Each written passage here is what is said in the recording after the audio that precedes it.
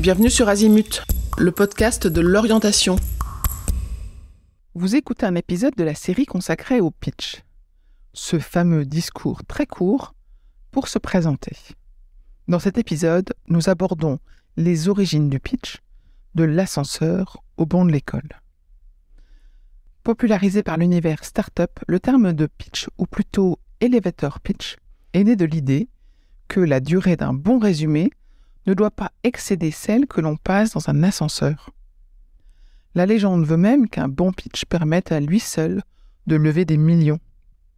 Bon, laissons les millions de côté pour l'instant et intéressons-nous aux bénéfices du pitch pour la personne qui le pratique.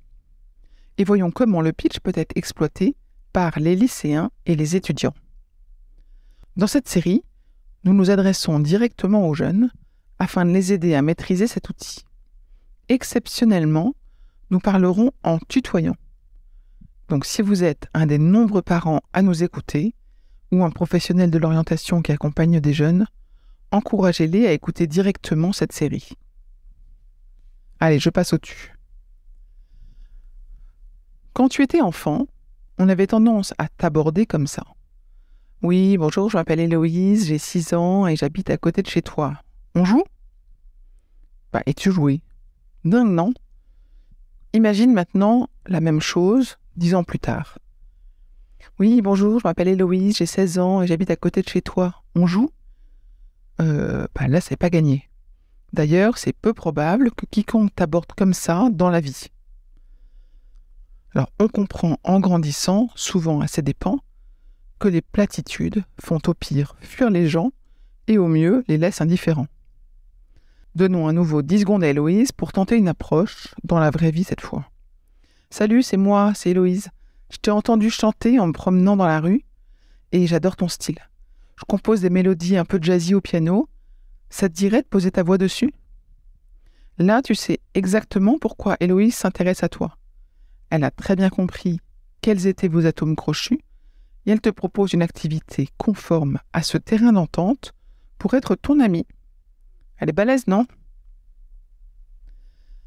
Eh bien, pitcher, c'est l'art et la manière de parler de soi ou de ses projets pour gagner l'adhésion de son interlocuteur. On peut dire qu'Héloïse a très naturellement su te pitcher son projet d'amitié pour t'embarquer dedans. Comme Héloïse sur le plan amical, tu peux apprendre à présenter tes projets scolaires, académiques et professionnels sous forme de pitch.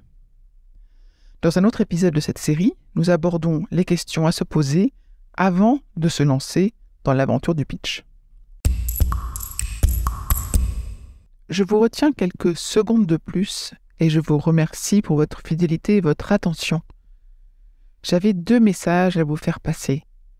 Vous écoutez peut-être ce podcast sur Apple Podcast ou sur Spotify ou sur une autre application de podcast et il est possible que vous ignoriez que le site azimut-podcast.com diffuse l'ensemble de ces épisodes en les ayant organisés et rangés de manière thématique.